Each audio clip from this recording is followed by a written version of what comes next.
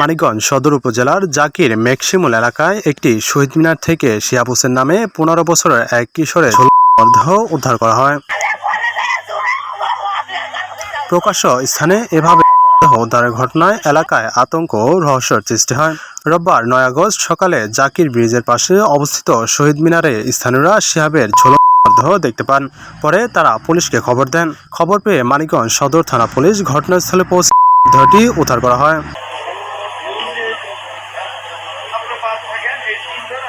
পরিবার ও স্থানীয় সূত্রে জানা যায়, গত ২ দিন ধরে শিহাব রাতে এক বন্ধুর বাড়িতে অবস্থান করেছিলেন। শনিবার রাতে খাবার খাওয়ার পর সে আবারও বাড়ি থেকে বের হয়ে যায়। রাতে বাড়িতে না ফেরায় পরিবারের সদস্যরা ধারণা করেন সে আগের মতোই বন্ধুর বাড়িতে রয়েছেন।